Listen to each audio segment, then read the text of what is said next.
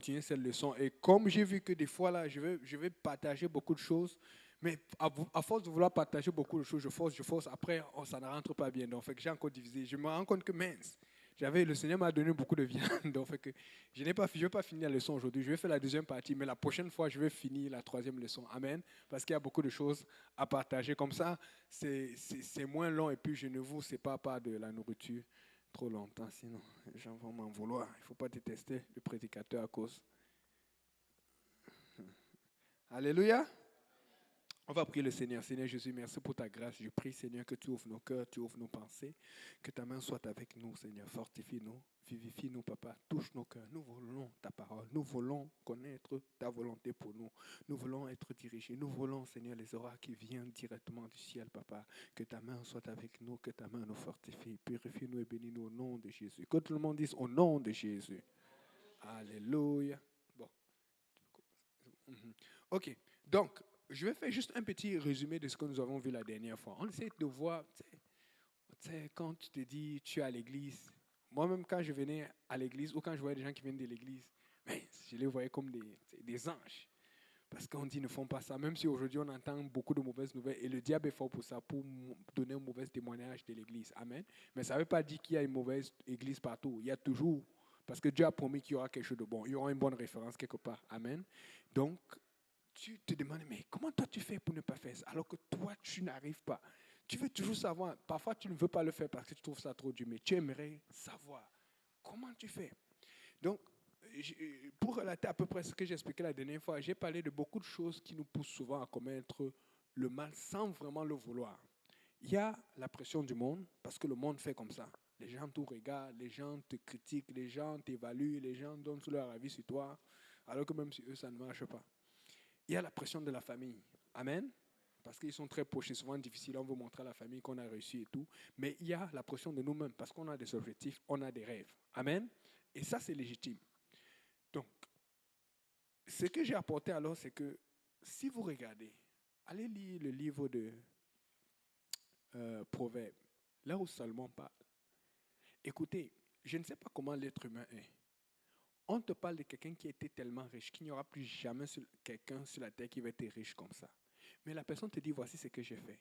J'ai eu l'argent, j'ai eu les femmes, j'ai eu le pouvoir. Il dit même, on sait que Dieu lui a donné la sagesse.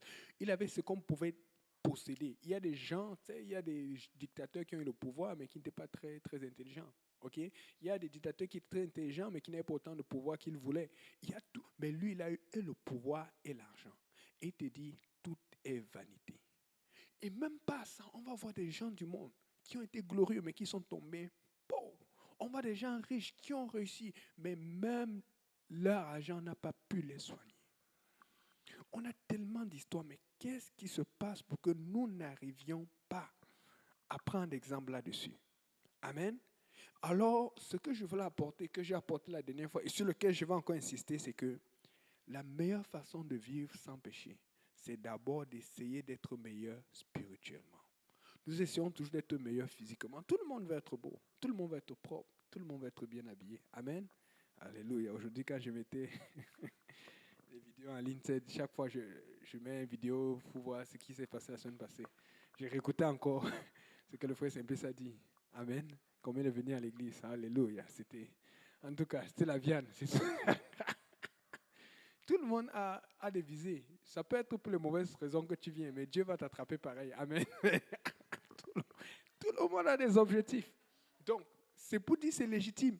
Mais permet à Dieu de se prononcer dedans parce qu'en même temps qu'il avait ses objectifs, Dieu avait ses objectifs.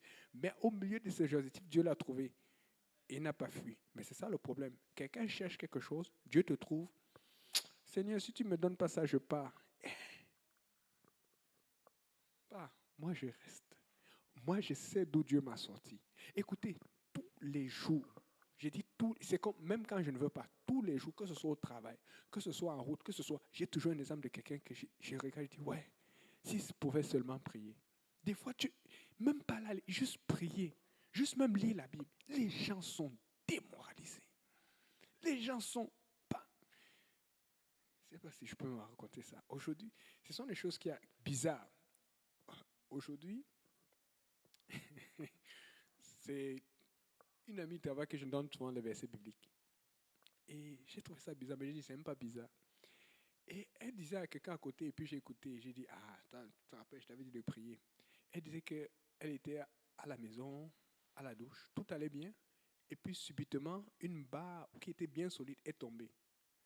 Elle n'a même pas fini, elle n'a même pas fini son histoire qu'un autre partenaire de travail lui dit que, oh, que la barre est tombée comme ça fait comme ça. Elle dit oui, elle dit que ça arrivait, la même chose arrivait à sa conjointe.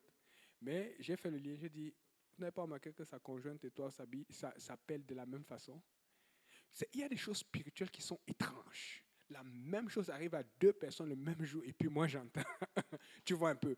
Et tu te dis, ouais, Seigneur. Et eux, ils trouvent ça juste étrange. Nous, on sait que c'est spirituel. Il y a des choses qui se passent dans le négatif que si tu es éveillé, tu vas voir que oh, le diable va m'attaquer. Mais moi, comme j'ai mon armure en Jésus, comme j'ai l'épée de l'esprit, personne ne va m'atteindre. Je suis en train de dire à quelqu'un, oui, il faut que tu aies du travail. Oui, il faut que tu aies de la réussite. Mais commence d'abord à mettre la priorité sur la réussite spirituelle parce que la réussite spirituelle va déterminer ta réussite dans ce monde. Amen. Alléluia, Seigneur. Donc, j'avais donné quelques points. J'ai dit, la première chose, c'est l'obéissance. Amen. L'obéissance, on va d'abord parler de l'obéissance dans la vie réelle parce que nous tous, quand on vient à Dieu, on n'est pas tous obéissants à la Bible. Mais il y a des valeurs. Il y a le respect des parents. Il y a l'honneur des parents. Et tu sais ce que honorer tes parents. Quand tu arrives ici, là, je vous dis, je m'appelle un frère qui venait avant à l'église. Frère Simplice le connaît bien. Je pense que Sœur Marie-Sala aussi connaît. Il s'appelait Djibrilou. Lui, il aimait bien rire. Il nous aimait souvent à filmer. Mais il y a une chose qui m'avait posé comme question qui m'avait surpris. Il dit, mais il était arrivé, il habitait chez nous. C'est comme on est toujours les gens. On était avec Frère Simplice et tout. Et tous sont partis, sont mariés, tout. Il voyait comment. Il dit, mais vous là, vous les jeunes là, vous faites comment? On dit, comment ça? Il dit, mais vous travaillez, n'est-ce pas? Il dit, oui. Vous avez tous des voitures, vous achetez et puis vous êtes ensemble, vous allez à l'église. On dit, oui, mais c'est quoi le problème? Il dit, mais le problème, c'est que chez nous, là, quand tu travailles, quand tu as la voiture et tout ça, là, et que tu es jeune comme ça, mais tu vas gâter le coin. Mais il s'est demandé qu'est-ce qui se passait dans notre tête. Et justement, il n'est même plus dans l'église aujourd'hui. Il s'est dit, mais c'est parce que lui, pour lui, si tu es jeune, tu es en forme, et il nous voyait, il aimait ça quand on allait jouer au soccer. Il dit, vous êtes en forme, vous êtes bien, vous êtes en santé, vous faites de l'argent, vous avez des voitures, mais qu'est-ce que vous faites avec? Parce que au pays, c'est ce qu'ils cherchent. Mais il ne comprend pas qu'en fait, si on a ça et si on a cette stabilité, c'est à cause de son nom. Il ne comprenait pas que celui-même, il n'est pas arrivé quand on avait des tribulations, quand on cherchait, on priait, on cherchait, ça ne vient pas. Après, on comprend que Dieu voulait nous apprendre d'abord à prier. Après, quand Dieu a donné, eux, ils sont arrivés parce qu'ils arrivaient, on faisait ministère, on leur donnait à manger gratuit, on ne faisait rien. Ils ne comprenaient pas que quand ils n'étaient pas là, on n'avait pas tout cela, on souffrait. Mais quand Dieu a béni et qu'ils sont arrivés, on a compris que Dieu a béni pour que nous fissions aussi ministère. Amen. Il faut qu'on commence à percer spirituellement. Et puis, quand tu obéis aux valeurs, commence à penser à la nouvelle naissance. La nouvelle naissance, en l'occurrence, les gens pensent à la légère, mais ils ne comprennent pas la brisure et la sanctification qui commence et le choix puissant spirituel qui commence quand tu obéis au baptême au nom de Jésus-Christ par immersion. Et quand tu obéis et quand tu es rempli du Saint-Esprit, les gens ne comprennent pas. Moi, des fois, je n'arrive pas à prier. Quand je suis bloqué, je n'arrive pas à prier. Je commence à prier en langue. Je dis, je ne sais plus quoi dire. Surtout quand j'ai l'oppression, là, les gens ne comprennent pas. Je vais tout faire, même quand je suis fatigué. Je pense que j'ai même fait ça ce matin. J'étais épuisé. Je vais juste me mettre à genoux. J'ai dit, bon, ok, des fois là, je prie, je dors. Mais quand tu es trop fatigué, tu as envie de dormir, j'ai dit, ok, si je vais dormir, que je dorme même au sol en priant. Là. Parce que souvent, cette oppression-là, ça vient te chercher parce que le diable veut t'empêcher d'arriver quelque part. Amen. Mais il y a beaucoup de gens qui prient et qui n'arrivent pas à prier. Mais s'ils pouvaient être remplis du Saint-Esprit, connaître c'est quoi cette force. Tu pries un moment, après tu te sens libre, tu sens que ça a brisé, tu ne sais pas où ça a brisé, mais Dieu qui intercède pour toi par des soupirs inexprimables et aller briser là où il faut que ça brise. Des fois, moi, je pense que c'est ici que ça brise, mais Dieu sait là où ça va briser. Comment tu peux vivre sans le Saint-Esprit? C'est à ta portée tous les jours. Écoutez, c'est ça qui fait à ce que nous aurons la joie. Amen. Alléluia. On a parlé de l'obéissance spirituelle. Amen. Alléluia, Seigneur Jésus. Et je vous ai dit que l'obéissance spirituelle la plus forte, la plus puissante, c'est l'obéissance à Dieu. Il faut savoir ce que Dieu veut pour toi. Si tu sais ce que Dieu veut pour toi, tu es entre de bonnes mains. Mais il y a un problème. Tu ne peux pas savoir ce que Dieu veut pour toi en commençant juste comme cela. Il faut que tu apprennes de quelqu'un. Amen. Nous tous, nous sommes allés à l'école. Nous tous, nous allons quelque part pour une formation, pour le travail. Mais si tu vas à la formation, c'est parce que quelqu'un a une connaissance que tu n'as pas. Et cette connaissance qu'il va te donner va te permettre d'acquérir quelque chose que tu veux. Amen. Nous sommes allés à l'école pour apprendre les mathématiques. Nous sommes allés à l'école comme Samuel, il joue au hockey. Mais il n'est pas sorti pour dire que je vais commencer à apprendre au hockey tout le monde. Il a appris d'un professeur afin que ce que le professeur le connaît, il puisse le lui inculquer. Amen. Le piano, on ne s'est pas sorti le matin pour jouer au piano. Amen. Mais on a appris au fur et à mesure. Et puis maintenant, pour inscrire les choses, on va faire ça chaque samedi. Amen. Alléluia. Donc, si on a appris de quelqu'un afin d'avoir plus de connaissances et d'être plus utile dans le royaume, pourquoi on ne peut pas comprendre que nous avons besoin d'apprendre aussi de quelqu'un pour pouvoir arriver à Dieu, afin que Dieu nous parle? Il faut que Dieu ait parlé à quelqu'un pour que la personne te dise, voici comment Dieu m'a parlé. Et tu essaies aussi de chercher Dieu. Amen. Et si quelqu'un peut lire 1 Samuel 3, versets 1 à 11.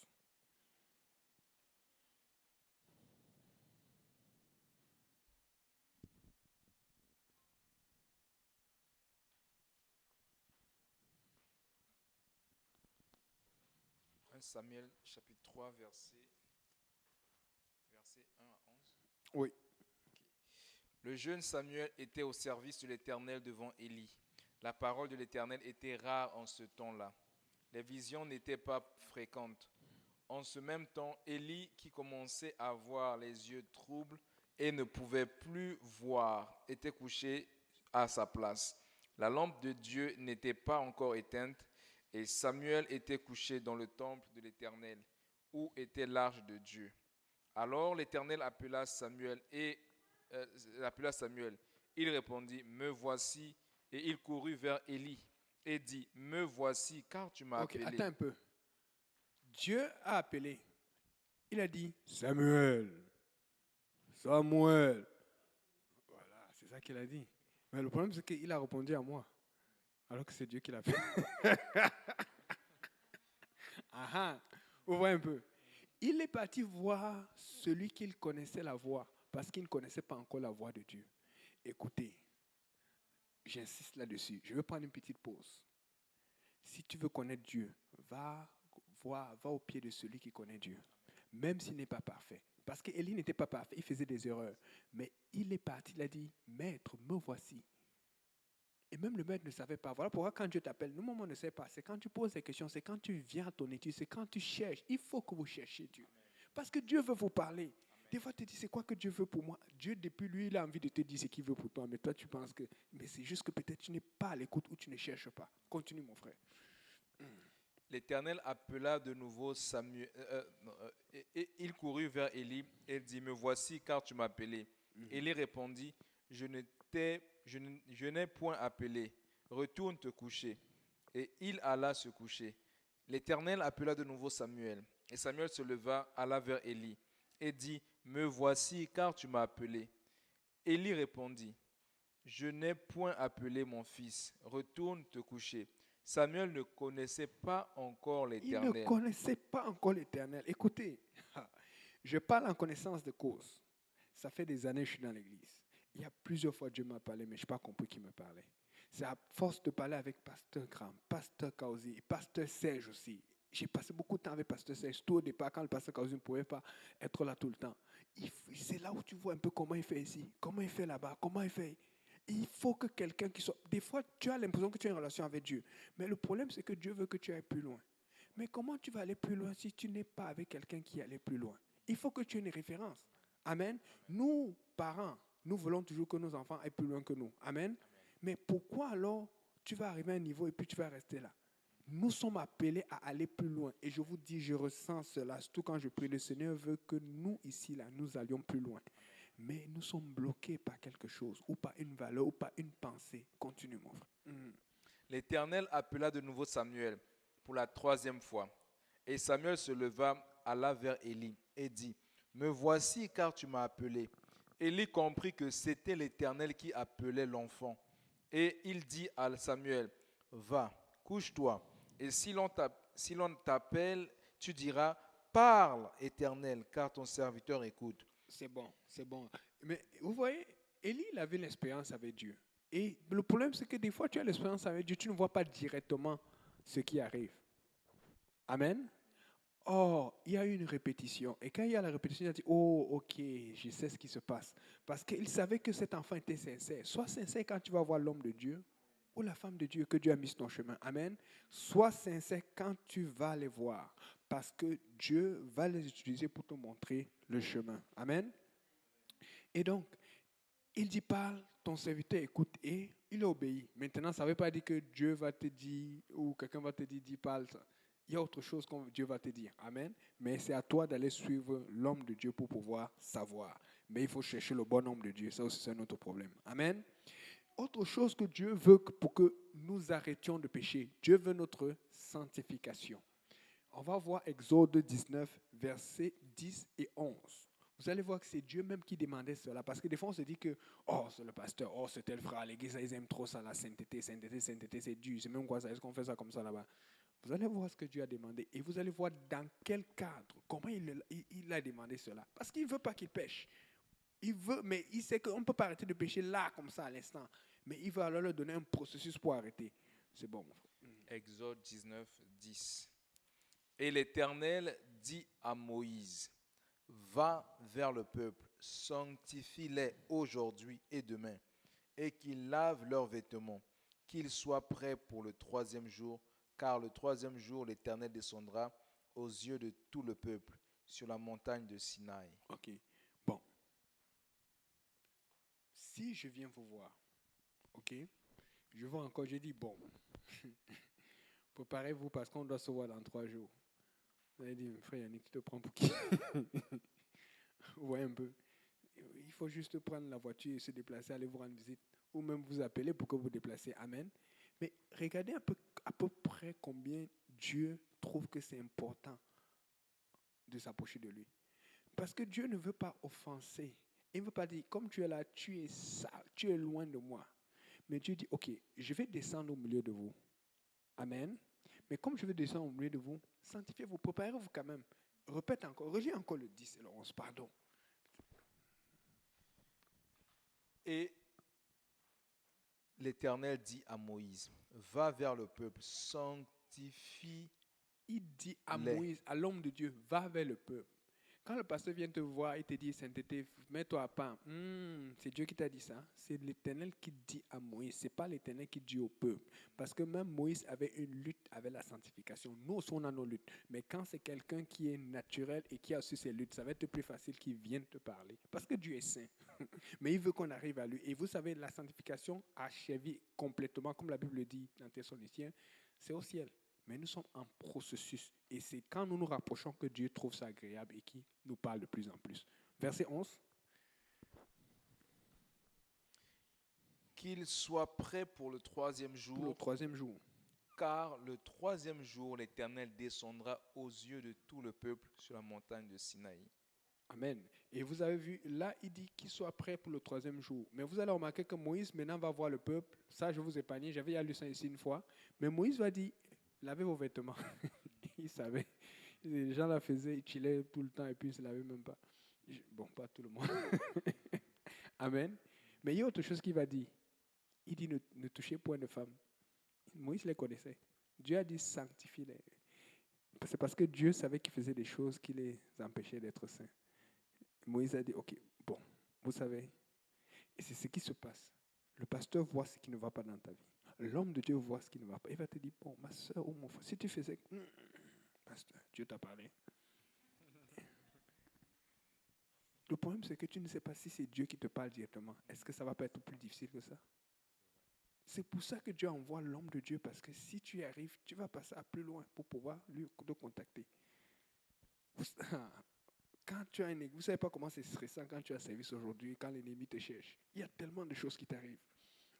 On s'habitue seulement. Et là,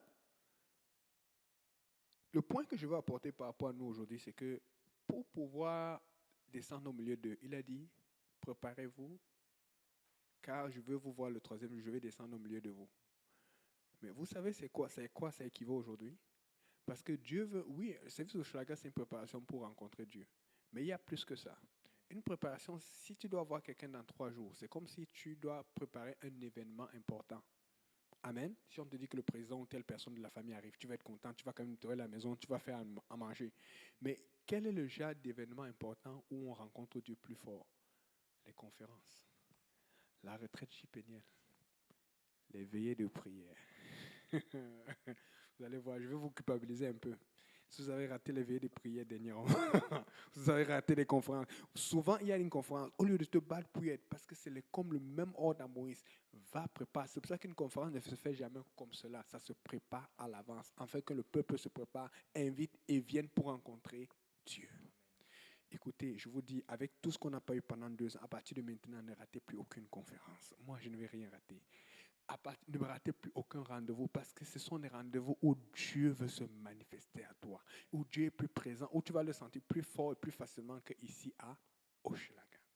Amen. Ne ratez pas ces rendez-vous. Et c'est pour ça qu'on va se retrouver le samedi parce qu'il y a des choses qu'on enseigne, mais je ressentais en priant qu'il va falloir que vous posiez des questions. Il va falloir que vous dites, mais pourquoi la Bible dit ça? Pourquoi? Il faut qu'on soit honnête. Comme ça, il n'y a personne qui nous regarde et qui va voir qui a posé la question. On dit, donc tu penses comme ça. Hein? Amen. Il faut qu'on règle cela parce que je sais qu'il y a beaucoup de questions. Amen. Amen.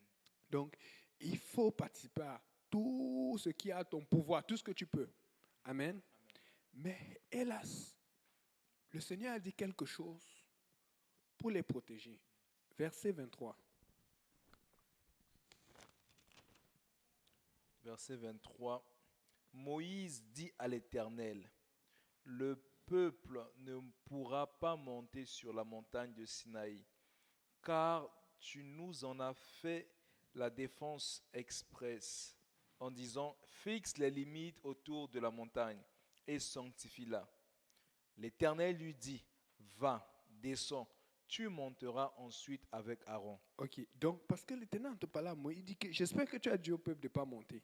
En fait, Dieu veut descendre au milieu du peuple, mais je pense, Dieu, il sait qu'il y a des gens qui ne sont pas prêts. Des fois, on prend cette affaire de Dieu juste pour acquis. Dieu veut un cœur pur, Dieu veut des gens qui se sanctifient. Mais le problème, c'est que tu ne peux pas avoir un cœur pur de toi-même. Amen. Alors Dieu veut ta volonté, ta prédisposition. Prédispose-toi à recevoir Dieu, tu vas le recevoir. C'est ça que Dieu demande. Il dit, ok, dis-le de ne pas avancer parce que eux, ils pensent qu'ils peuvent faire comme toi. Il dit, toi, tu vas approcher. Eux, ils restent loin. Pourquoi? Parce que Dieu sait qu'en ce moment, il y a encore des gens là qui ne sont pas prêts. Parce qu'il sait tout. Amen. Et là, maintenant, Dieu va faire quelque chose. Parce que finalement, Dieu veut qu'ils avancent. Mais le problème, c'est qu'eux, ils voulaient avancer sans réaliser où ils s'en allaient. Des fois, le problème du péché, c'est qu'on ne réalise même pas à quel point ça nous affecte. Alors, il faut comprendre c'est quoi l'importance de respecter les conditions, les instructions et les enseignements de Dieu. Alors, Dieu va lire, on va pas lire, mais Dieu va donner à Moïse de Exode 20, verset 1 jusqu'à 17, ce qu'on appelle les 10 commandements. Tu ne tueras point, tu ne voleras point, tu ne commettras point de faux témoignage, tu aimeras le Seigneur ton Dieu de tout ton cœur, tu ne convoiteras point. On commence à leur dire des choses qu'ils faisaient. Écoute, avec tous les péchés qui commettaient en Égypte, là, c'était ça le problème. On dit, bon, tout ce que tu faisais là, tu ne fais pas, tu fais pas. Amen. Comme l'anecdote que le pasteur dit souvent, là, le 7e commandement, tu ne commettras point d'adultère. Et ils ont dit, bah, le 7.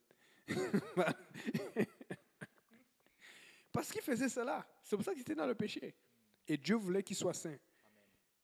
Mais regarde maintenant ce qui se passe. Mon frère lit. Après que Dieu leur a dit, n'approchez pas.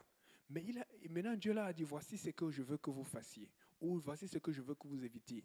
Là, ils réalisent que, oh, nous on était là, on trouvait ça le cool, la conférence. On trouvait ça cool d'aller avec eux. On pensait seulement que c'est juste comme pour faire tous les autres. Mais en fait, c'est pour rencontrer Dieu. En fait, c'est pour devenir comme le pasteur. C'est pour devenir comme tel frère, telle soeur. C'est pour prier comme eux. C'est pour... Parce que Dieu veut qu'on soit aussi saints que eux, ils sont saints. Et quand il réalise cela, il dit, lis le verset 18, s'il te plaît.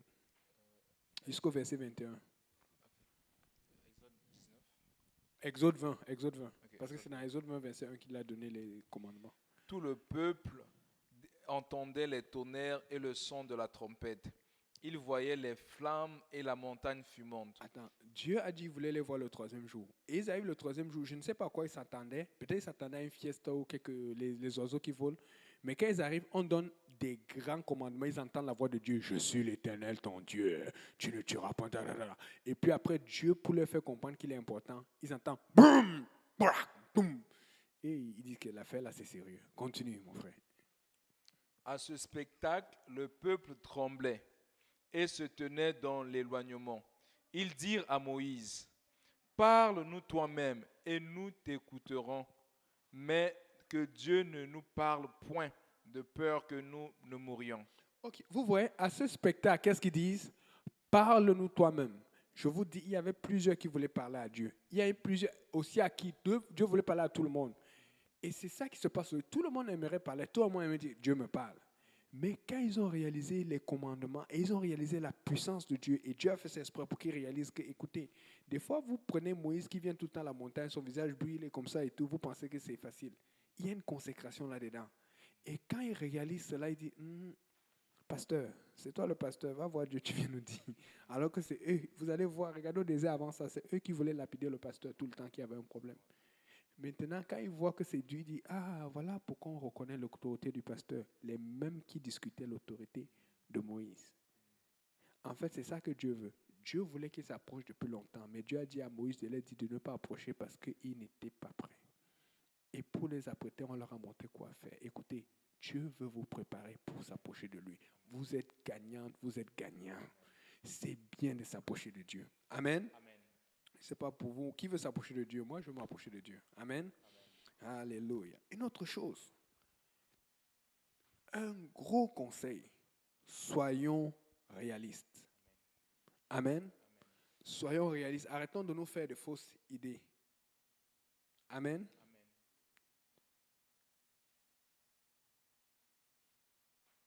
Je vais lire une anecdote que j'ai trouvée l'autre jour qui m'a fait rire. Qui montre comment les gens... Un conseil.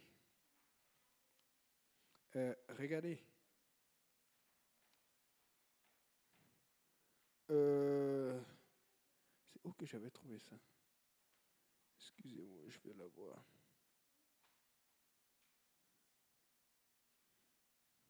Ok. C'est un monsieur. Le problème, ça fait rire parce que c'est la façon dont il se place. Il se place comme ça, il met la main comme ça, il dit ceci. Il dit, aucune femme ne va jamais quitter un homme qui a 6 villas. 6 villas, tu sais, les grosses villas, les maisons avec tout belle et tout ça là. Pour un homme qui a 6 abdos.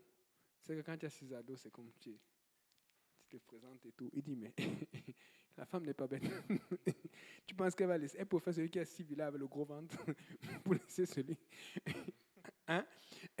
Il dit, aucun homme, et un monsieur il est comme ça, pour dire, mon frère, il parle à une jeune, pour dire, aucun homme ne va jamais laisser un homme, aucune femme ne va jamais laisser un homme qui a 6 villas pour aller prendre pour un homme qui a 6 abdos sur le ventre. Il dit donc, arrête de souffrir en salle de gym. Va chercher l'argent, va travailler. Parce que pendant que lui travaillait pour faire le truc, lui, tout son truc, c'est tout le temps, il est tenté d'économiser pour aller à la gym comme ça. Tu vois qu'il est plaqué.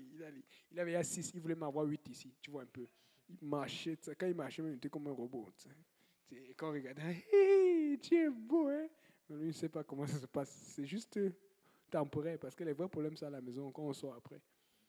Et il dit, il faut que je te parle, petit frère. Tu sais, aucun homme, je dis encore, aucune femme ne va quitter un homme. Il faut être réaliste. Amen. Des fois, on veut des choses, mais nous-mêmes, on ne donne pas. Nous, on n'est pas prêt à faire ce qu'il y a à faire pour avoir cela. Amen. Amen. Donc, ce que je vais apporter comme point pour arrêter de vivre avec le péché, pour commencer à vivre sans péché, c'est que si tu réalises, même pas réalises, si tu sais que tu as une faiblesse, travaille sur cette faiblesse. Nous savons tous que nous avons des faiblesses. Mais nous ne travaillons pas dessus. Nous attendons seulement quand c'est chaud. Oh Seigneur, ça a encore arrivé. Comment je fais? Qu'est-ce que tu fais alors que tu ne ressens pas cette faiblesse pour prévenir quand la faiblesse va arriver? Regardez ce que Dieu dit. Tu peux lire, prendre des dispositions à Marc 9, versets 43 à 47, s'il te plaît.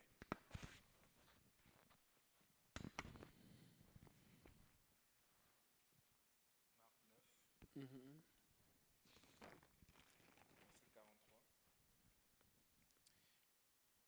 43 à 47. Ok. Si ta main est pour toi une occasion de chute, coupe-la.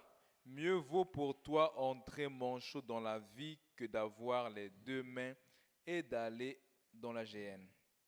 Dans le feu qui ne s'éteint point, où leur verre ne meurt point, et où le feu ne s'éteint point. Si ton pied est pour toi une occasion de chute, coupe-le.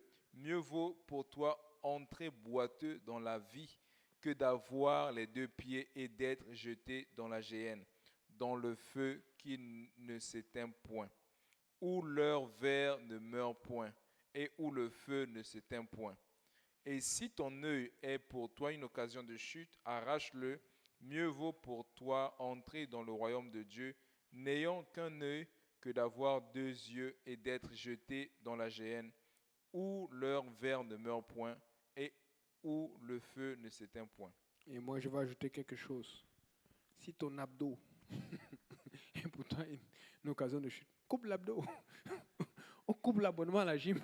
Mieux vaut entrer au ciel avec un gros ventre que d'entrer que, que dans l'enfer avec des abdos et que les abdos brûlent. Amen. Seigneur, aide-nous.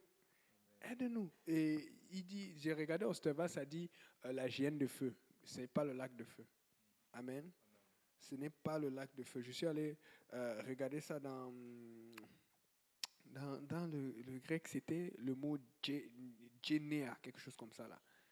Ça veut dire un endroit de torture. Les gens ne réalisent pas. Ils disent que, il y a des gens qui calculent aujourd'hui, qui te disent que, bon, en enfer, c'est pas si pire que ça. Mais il y a l'enfer, quand tu meurs et que tu n'as pas, Dieu sait déjà où tu vas directement en enfer. C'est la torture, tu souffres, les gens crient. C'est là où vous entendez souvent les gens qui ont eu des rêves, qui ont eu des visions. C'est la même chose pour les chrétiens. Quand tu meurs, tu vas dans un endroit de calme, de paix. Tu es juste en paix. Il n'y a encore rien, puisqu'il n'y a rien à faire. Mais il y a deux endroits qui sont réservés après le jugement. Il y a pour ceux qui n'ont pas bien fait, le lac de feu. Écoute, tu es torturé. La Bible dit que l'enfer et le diable sont jetés dans le lac de feu. C'est-à-dire que le lac est assez grand pour recueillir et l'enfer et le diable. C'est juste un lac de feu, ça bouille seulement. Tu as vu quand tu veux une bonne soupe là, tu mets seulement dans la soupe. Itch. La Bible dit maintenant pour nous autres qui servons Dieu, les saints, il y a la nouvelle Jérusalem. Et c'est comme ça que Dieu fait. Dieu passe par les promesses. Tu fais mal, voilà ta promesse. Tu fais bien, voilà ta promesse. Voilà pourquoi personne n'a accès encore à la promesse. Parce que Dieu fait les choses par un processus. Il y aura un jugement. Il va te dire, voilà pourquoi tu vas là-bas. Les gens ne réalisent pas. On aime parler de l'amour de Dieu, mais il faut souvent qu'on avertisse que si tu ne veux pas changer de voie, tu es en train de t'en aller en enfer. Faites attention. Le diable, c'est son but. Vous faire aller là où il va parce que lui, il est déjà condamné. Amen. Donc, nous devons changer notre façon de voir les choses. Surtout en ce temps, j'insiste là-dessus, parce que tout le monde veut que tout aille bien. Moi y compris. Je vais raconter une anecdote. On était en train de lire ce verset-ci quand je faisais toujours une de mes catéchèses avec un des jeunes avec qui on fait les catéchèses constamment. Et on a lu le Matthieu 24, versets 5 à 8. Tu peux lire ça, s'il te plaît. Vous allez voir ce qui s'est passé. Et c'est là où j'ai compris c'est là où c'est m'a mis à cœur d'avertir l'Église par rapport à cela. Moi, je veux que ça aille bien. Mais la Bible dit que ça va pas aller bien. Lis Matthieu 24, verset 5 à 8, s'il te plaît. Matthieu 24, verset 5. Car plusieurs viendront sous mon nom, disant, c'est moi qui suis le Christ, et ils séduiront beaucoup de gens. Vous entendrez parler de guerre et de bruit de guerre. Gardez-vous d'être troublés, car il faut que ces choses arrivent. Mais ce ne sera pas encore la fin. Ok, donc fait que j'étais en train de parler parce que j'ai essayé d'expliquer aux jeunes que tu as vu le Covid, ça s'est arrêté immédiatement, il y a la guerre avec l'Ukraine, ça stresse, les prix changent, les choses sont chères partout. C'est comme rien ne s'arrange. La facture ne fait qu'augmenter. C'est comme, est-ce qu'on va vivre, ça va arriver où? Est-ce que ça va arriver comme au temps d'Israël, là où une fiente de caca, de pigeon coûtait cher et c'est pas bon ça. Les factures, j'ai vu l'augmentation des prix, la plupart des choses, que ce soit pour les rénovations, que ce soit pour la nourriture, tous les prix ont monté. Les salaires n'augmentent pas à ce point. C'est comme si, pour faire des choses plus facilement, tu les fais plus difficilement. Et c'est dans tout le monde entier. C'est pour te dire, si vous réalisez, ça veut dire que le niveau de vie a diminué, mais on essaie de nouveau le cacher. Quand les choses coûtent plus cher et que tu as moins d'argent dans la poche, le niveau de vie, puisque tu peux moins faire, et nous les chrétiens, on peut nous dire Amen, un chrétien peut être dit, mais tu as moins d'économie, tu dois plus calculer, tu dois plus réduire, tu dois plus faire des acrobaties. C'est parce qu'il y a moins d'aisance, mais les gens ne le voient pas encore. Ça ne fait que venir. Et quand j'ai lu cette partie-là, et j'ai apporté ce coin, là où Jésus dit, ce ne sera que le commencement des douleurs. Le jeune a dit un gros mot. Pas parce qu'il voulait jurer. Il a dit, merde. Mais tu pouvais voir quand il s'est exclamé. Tu pouvais sentir qu'il était sincère. Tu sentais comme ça là, comme frappé. Parce que dans sa tête, c'est, ça va se calmer et puis on va. Écoutez, je suis venu vous dire, commencez à vous préparer. C'est pour ça que nous sommes protégés, parce que nous vivons pour Dieu. Quand tu vis pour Dieu, tu as cette assurance, tu as la paix. Tu ne sais pas ce qui arrive. Un missile va tomber, si quelque chose va se passer. Un autre, il y aura une 6e vague ou il n'y aura pas de 6e vague.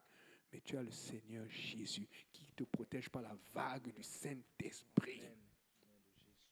Donc, arrêtons de chercher que ça aille bien pour pouvoir faire tel projet. Commencez à dire, Seigneur, prépare-moi pour ce qui arrive. Priez comme cela. Quand vous ajustez, quand vous faites vos travaux, quand vous faites vos planifications, écoutez, même moi, j'ai un compte de Zoom maintenant. Je ne voulais pas payer, mais j'ai dû payer à 2.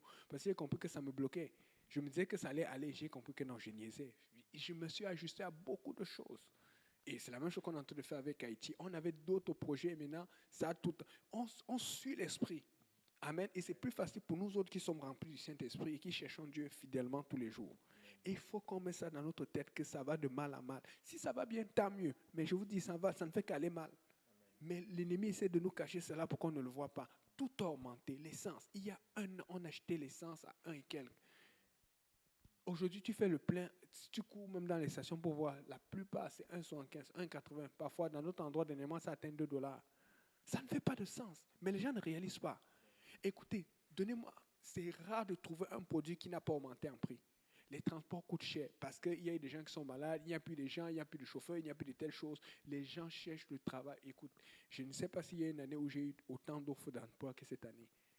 Amen. Mais tu restes là où Dieu te dit de rester. Amen. Je te dis, et c'est tentant parce que tu vois les gens qui sont prêts à te donner des salaires comme waouh.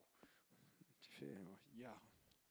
Je sais Dieu, hein. Fais attention, le diable c'est un menteur. Tout quand tu as beaucoup d'expérience de travail. Il faut suivre Dieu, pas l'argent. Amen. Donc, mais on essaie de nous le cacher comme pour dire ça va bien. Les choses ne vont pas. Tout ce que vous voyez, cette augmentation des prix, c'est un signe que les choses ne vont pas bien.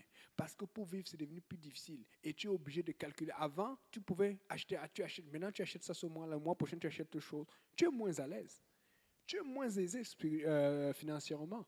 C'est pour ça qu'il faut prier plus. Amen. Les choses ne vont pas bien. Donc, nous devons donc reconnaître que la solution est en Dieu. Une chose que j'ai réalisée, c'est que quand tu regardes dans la Bible, tu ne vois aucun endroit où tu vois Dieu lutter avec un démon. J'ai fait une recherche là-dessus. Aucun.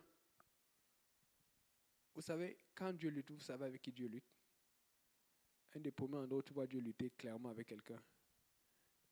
Il y a l'endroit où tu vois Josué. Je ne sais pas s'ils ont lu. Je n'ai pas relu ça, mais l'endroit où c'est clair, c'est avec Jacob. La personne avec qui, quand Dieu rentre en bataille pour lutter, ce n'est pas avec le diable. Quand Dieu rentre en bataille pour lutter, c'est avec nous. Parce qu'il veut nous vaincre pour dire, donne-moi ta volonté. Parce que quand il lutte avec toi, c'est pour te tenir, pour t'empêcher de partir, pour ne pas te perdre. Mais quand il voit qu'il n'y a rien à faire, c'est avec nous que Dieu lutte. Dieu ne lutte pas. Tu vas voir les anges qui luttent avec les démons dans l'Apocalypse. Tu vas voir des endroits, les diables qui luttent avec nous. Mais tu ne vois jamais le diable lutter avec Dieu parce que ça ne marche pas. Il y a 2 batailles spéciales dans le livre d'Apocalypse. Vous pouvez aller lire ça, regarder entre Apocalypse 19 et 22. Vous allez voir que la première bataille, c'est la bataille d'Armageddon. Et c'est là où tout le monde arrive avec des robes blanches. Et nous, on arrive, le Seigneur Jésus vient avec la robe blanche, tout, et puis la robe est tachée de sang. Chouac, chouac. Comment on sera derrière Dieu? C'est pour ça qu'il faut faire l'enlèvement. Amen. Tu reviens avec Dieu. Je ne sais pas, il y a des gens qui m'ont... Au nom de Jésus. Je vais pouvoir faire la guerre et tuer officiellement sans aller en enfer. Amen. Donc, tu as tué mon père, tu as tué ma mère, je me venger. Tu vas pouvoir faire toutes ces choses. Et là maintenant, après cela, tu sais, quand le diable est enfermé 1000 ans, et puis il sort, et puis encore, le diable essaie de réunir toutes les choses. Allez voir, la Bible dit que maintenant il réunit encore une grande armée avec tous les gens qui ont vu la paix, mais qui se détournent encore de Dieu. Et là maintenant, Dieu dit, ok, vous avez abattu en bataille avec moi une fois, en tant que Jésus, parce que Dieu est esprit et il remplit le corps de Jésus-Christ. Amen. La Bible dit qu'un feu est seulement descendu du ciel. Tu ne peux pas lutter avec l'Esprit de Dieu. Et la Bible dit que ça a rasé toute la surface et c'est fini. Dieu n'a pas besoin de lutter avec le diable. Il veut te montrer comment lutter par son esprit. Parce que son esprit vainc le diable. Mais si tu es soumis à son esprit, tu vas apprendre à vivre sans péché et tu vas apprendre à défaire le diable tous les jours par l'Esprit de Dieu. Dieu veut que chacun de nous soit des personnes qui défaisons, qui frappons, qui martyrisons Satan tous les jours. Mais c'est à vous de choisir. Si vous voulez approcher comme Moïse a approché ou si vous voulez fuir comme le peuple d'Israël a fui. Amen. Alléluia. On approche la fin. Là, il y a un autre conseil. Fuyons le découragement. Est-ce que tu peux lire Éphésiens 3, verset 13? Faites attention, le découragement, c'est quelque chose qui nous suit et qui nous attrape souvent sans qu'on ne le sache. Et je vais apporter des choses que le découragement fait, que nous ne nous rendons pas. Des fois, on est là, on va à l'église, mais on est découragé, on ne sait pas. Ah, on va parler de ça. Éphésiens 3, verset 13. Éphésiens 3, 13. Aussi, je vous demande de ne pas perdre courage à cause de mes tribulations pour vous. Elles sont votre gloire. C'est-à-dire qu'il avait tellement de tribulations, il avait tellement de batailles. Tu vois quelqu'un, le leader, le pasteur, telle personne, c'est tellement chaud que mais comment est-ce que ça va finir un jour? Encourage-le, prie pour lui, soutiens-le, ne te décourage pas. Mais regarde encore pour d'autres cas. 1 Samuel 7, verset 32. Mais on a lu beaucoup Samuel aujourd'hui. Hein? Alléluia. 1 Samuel 17, pardon. 1 Samuel 17, verset 32. Ça, c'est David qui parle. 1 Samuel 17, 32. David dit à Saül que personne ne se décourage à cause de ce Philistin. Ton serviteur ira se battre avec lui. Que personne ne se décourage à cause de ce Philistin. Il y a un Philistin dans ta vie, il y a une bataille dans ta vie, il y a quelque chose qui te bloque. Tu as envie d'avancer, mais c'est comme Dieu en train de te dire, par l'homme de Dieu, David, que tu ne te décourages pas. Amen. Dieu va envoyer quelqu'un se battre avec toi. Il y a même quelqu'un qui veut même se battre pour toi, pour que tu apprennes aussi à te battre. Parce que quand David s'est battu, la Bible dit que quand il a tué Goliath, qu'est-ce qui se passe? Tout Israël a suivi le reste des Philistins. Des fois, on pense que quelqu'un va juste aller se battre et nous, on va rester comme ça. Non. Quand il a tué Goliath, tout le reste, ils ont suivi les Philistins. En fait, Dieu a déjà envoyé des gens. Et nous sommes là. Mais ce que je veux en te dire, c'est ceci. Si tu vois le pasteur Kaosi, regardez, il a bien voyagé, il repart. Tu vois le pasteur Gamp, si tu vois tous tes leaders qui sont en train de lutter, pourquoi tu... Écoute, juste ça, ça devrait déjà te motiver. Hey! Frère Saint-Pierre, c'est là tout le temps. Il a une fille, il a une femme. Amen. Nous, on est célibataires. Qu'est-ce qu'on va donner comme exemple? Regarde tous les matins qu'il porte pour venir. Amen. Donc, si tu vois ces gens se battre, c'est déjà un encouragement. Des fois, on regarde loin. Hébreux 12, verset 3.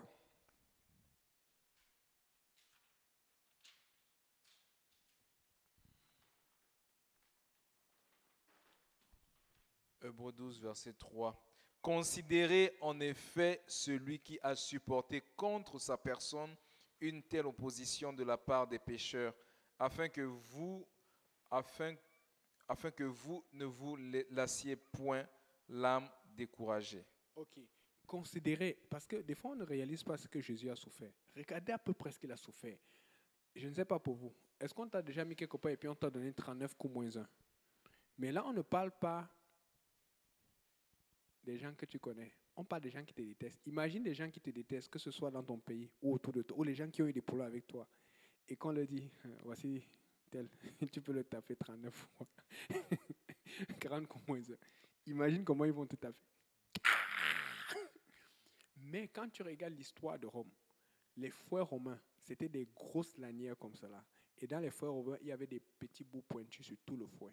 Les gens ne réalisent pas. C'est pour ça que la Bible dit que Jésus avait des blessures partout. Parce que dans le fond, bon, frère Yannick a déjà été têtu. Et quand j'étais un peu trop têtu, il y a quelque chose que mon père ou ma mère faisait que je n'aimais pas. On prenait le tuyau à gaz. Tu vois le tuyau à gaz, non?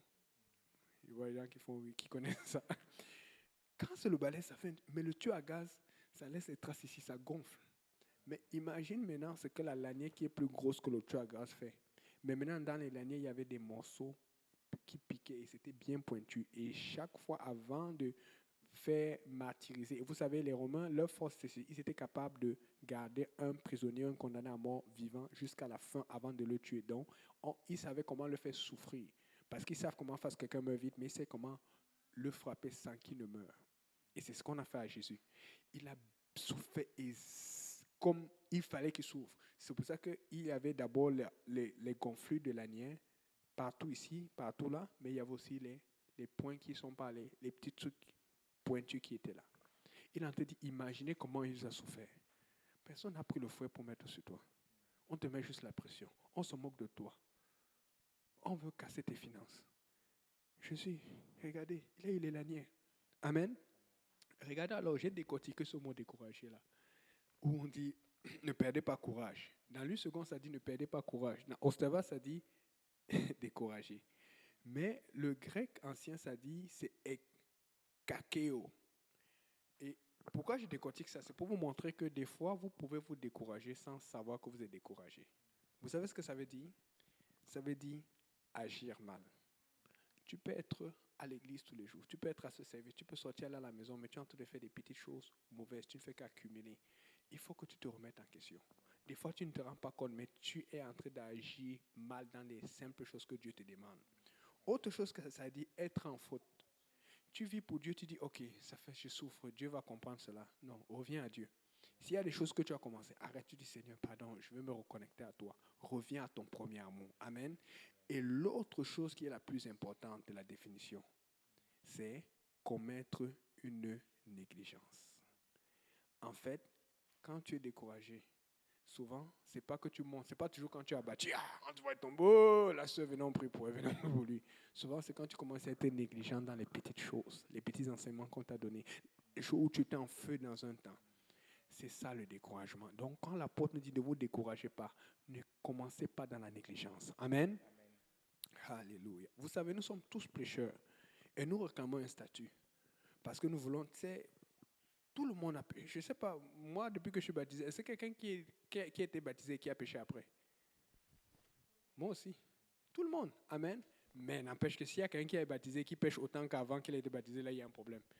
Tu vas voir qu'à chaque année, ça diminue. Il y a beaucoup de choses que tu ne fais plus parce que Dieu nous appelle. Si tu as fait ça, ne lève pas la main, on va prier pour toi sans qu'on te regarde. Amen. Mais ce qui nous donne notre statut, c'est notre relation avec Dieu. Amen. Mais il y aura des épreuves. Je vais être plus concret. Dieu va nous permettre de nous battre pour notre statut. Mais il y a des choses que nous allons affronter, nous allons devoir être honnêtes. Le pasteur ne va pas te voir, le frère tel ou la sœur ne va pas te voir. Mais si tu tombes, tôt ou tard, on va le savoir. Amen. Vous savez, quand j'ai commencé à mettre les vidéos sur Facebook, sur YouTube et tout ça, j'ai eu de l'opposition. Dans l'église, hors de l'église, la famille. Mais une des oppositions que je dis souvent, mais les gens ne réalisent pas, c'est la pornographie. J'avais des invitations bizarres. J'avais des pop-up même que j'avais changé. Je m'appelle un moment, mon ancien ordinateur, j'avais mis un truc spécial pour bloquer tous les pop-up. Ça est parti, tout c'est revenu. J'ai eu tellement, j'étais offensé. Je voulais faire quelque chose, mais je n'y arrivais pas. Mais j'ai dû lutter, j'ai dit, Seigneur, ça ne va pas m'affecter. Si je peux, je vais enlever, mais même si ça revient, je vais continuer à mettre les vidéos. J'ai eu un moment où j'ai lutté, parce que je sais que le diable me réclamait, mais je savais ce que Dieu voulait que je fasse. Amen. Et puis après, ça a commencé à marcher, ces choses ont commencé à arrêter. Je ne dis pas que c'est ça qui va t'arriver. Ce que je veux dire, c'est que si tu veux faire la volonté de Dieu, tu vas avoir une réelle opposition. Mais il faut que tu sois décidé et déterminé. Et vous savez ce que ça fait? Ça fait à ce que tu as un statut. Et quand des choses que Dieu te demande de faire, c'est toi qui l'as fait. Tu vas voir, ça marche toujours mieux que quand c'est quelqu'un d'autre qui le fait. Pas parce que la personne ne sait pas ou n'a pas le talent. C'est juste parce qu'il y a une notion que tu as reçue, parce que tu as accepté ton combat et que tu t'es battu, tu as une position. C'est la raison pour laquelle, vous savez, nous les pasteurs, là, même les frères et les sœurs qui sont très forts dans le Seigneur, on fait des erreurs. C'est sûr qu'il y a des erreurs que tu ne peux pas connaître. Il ne faut pas faire le péché sexuel, il ne faut pas faire telle chose et tout. Mais il y a aussi des erreurs que nous faisons. Mais tu vas voir le pasteur, moi, on va faire une erreur. Mais le lendemain, on va revenir, nous serons encore les pasteurs ou les dirigeants. Pourquoi? Parce que nous avons un statut à défendre. Ce statut, c'est parce que le diable veut nous accuser. Il va utiliser des gens hors de l'église. Oh, tu as fait ça pour te renverser. Et quand il te renverse, il commence à faire tomber les brebis. Mais vous devez comprendre ceci. Regarde ton voisin, tu dis, tu as un statut. Si tu es chantre, tu dois défendre ton ministère des chants. Si tu es à la batterie, si tu es dans quelque chose, si tu fais la nourriture, tu dois défendre ton ministère parce que le diable t'attaque. Il va t'attaquer. C'est pour ça que vous êtes tentés. C'est parce que le diable n'aime pas ce que vous faites. Oh, maintenant, ce que le diable va te faire, c'est que comme tu as fait une erreur, il va te faire reculer. Je suis en train de vous dire, ne reculez pas, avancez. Tu dis, Seigneur, j'ai fait une erreur, je vais de l'avant. Voilà pourquoi vous allez voir, des gens vont faire soi-même des vidéos sur vos pasteurs ou des gens vont faire des choses. Parfois, ce sont des choses fausses, parfois c'est vrai. Je ne sais pas ce qui est vrai, ce qui est faux. Mais ils vont chercher juste une petite erreur. N'oubliez pas que nous, on n'apprend pas nos erreurs pour faire tomber la personne. Mais nous allons nous tenir, on va dire, Dieu m'a donné un statut, je vais défendre mon statut. Je suis en train de te dire, tu as peut-être péché, tu as peut-être fait une erreur, mais tu as un statut à défendre dans la maison du Seigneur. Et ce statut fasse que tu amènes quelqu'un d'autre à Dieu. Tu ne laisses pas ton statut, ne laisse pas quelqu'un t'accuser parce que tu es tombé. Tu vas de l'avant. Amen. Alléluia, Seigneur. Regarde ton voisin, tu as un statut. Le diable va toujours emmener ses accusateurs. Et ses accusateurs ne vont même pas savoir qu'ils travaillent pour le diable. Mais c'est pour eux. Mais nous, on travaille pour Dieu. Amen. Et c'est pour ça que je vous dis, si tu veux vivre sans péché, tu dois foncer vers l'avant. Amen. Il faut la discipline. Et une discipline qu'il faut avoir. On a déjà parlé de cela. Mais je vais reparler de cela. La discipline de jeûne et de prière. Je ne sais pas pour vous. Je vous ai parlé de jeûne. Moi, je n'aime pas jeûner. Amen. Il y a une chose. Avant, vous savez, il y a longtemps, tu te rappelles, souvent on faisait 2 jeûnes par semaine avec les frères Achille et tout ça. Là. Maintenant, on est au tomba. Et même un là, souvent, c'est difficile. Avant, je faisais mon jeûne le mardi. Mais ça fait longtemps, à cause du Schlaga, je ne fais plus le jeûne le mardi. Comment tu fais jeûner le mardi? Des fois, tu veux même jeûner, tu sens l'odeur là-bas. Tu dis, Seigneur. Tu commences à parler là. En priant en langue, tu tombes devant le plat de nourriture. Hey! Et les soeurs aussi qui ne t'aident pas. La personne qui a fait la nourriture disait, Seigneur, je vais faire ministère. Et la personne a prié, donc fait que la nourriture est ointe. Donc, tu as de prier contre l'onction et ça ne marche pas parce que c'est l'onction qui a été. On a prié pour que cette onction t'attire, pour que tu manges avec appétit. Tu es défait avant même de commencer à prier. La dernière chose, demandez conseil aux personnes matures. Je sais de quoi je parle. Vous ne savez pas combien de fois j'ai dérangé le cellulaire du pasteur Kaosi. Pasteur Serge, c'est sûr qu'aujourd'hui, même des fois, ils disent que je les appelle plus. C'est parce que maintenant, c'est moi aussi qu'on appelle. N'hésitez à appeler, même si on ne répond pas, appeler, demander. Parce que je me suis rendu compte d'une chose, je vous le dis, les personnes qui sont dans l'église aujourd'hui et les personnes qui sont encore les plus matures aujourd'hui, ce sont les personnes qui m'ont le plus appelé. Pareil pour le pasteur Kaosi.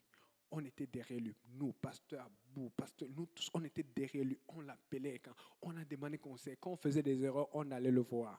Et nous sommes encore dans l'église aujourd'hui. N'ayez pas peur de demander conseil. Ne gardez pas les choses pour vous. N'allez pas parler à Radio JPN, les gens qui vont donner l'information partout. Allez prendre quelqu'un de confiance, quelqu'un, et cherchez toujours quelqu'un de mature spirituellement. Ne cherche pas quelqu'un que tu sais que lui, il parle même comme toi, même plus que toi, et tu dis, viens. Et il a fait quoi? Viens, ma soeur, on va d'abord prier.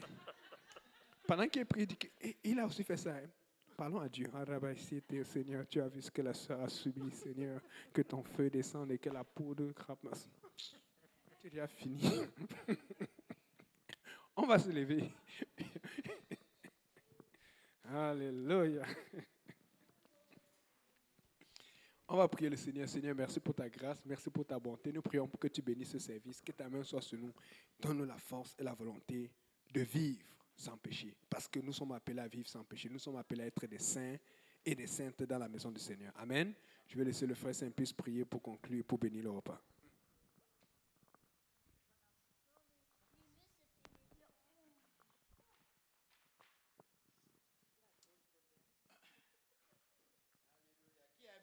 enseignements. Alléluia. Est-ce qu'on peut acclamer le Seigneur? Alléluia.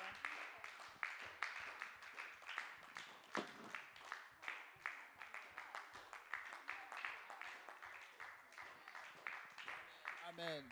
Je crois que le Seigneur nous a parlé ce soir, n'est-ce pas? Et je crois que, n'est-ce pas, ces paroles vont vraiment trouver une place de choix dans nos cœurs.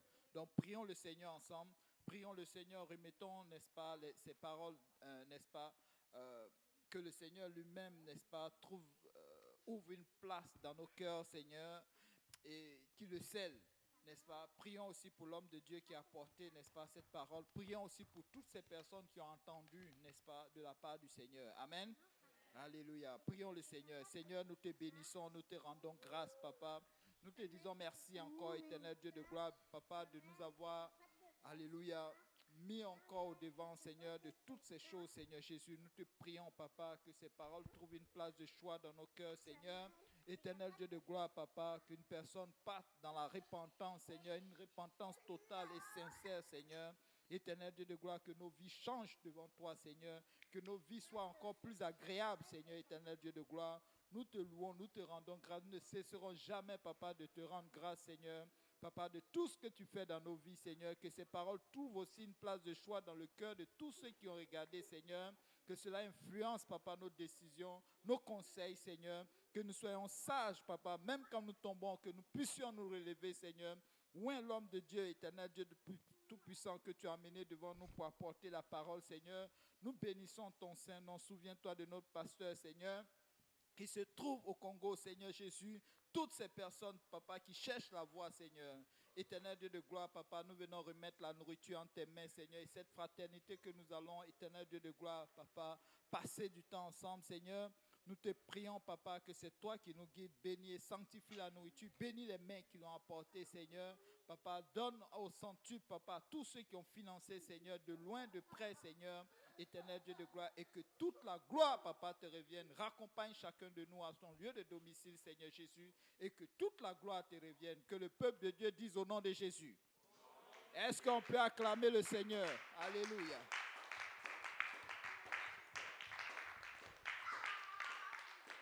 Amen. Donc, soyez bénis. Les sœurs ont concocté quelque chose en arrière. Donc, ne partez pas sans toutefois prendre quelque chose. Amen. Alléluia. Que Dieu nous bénisse.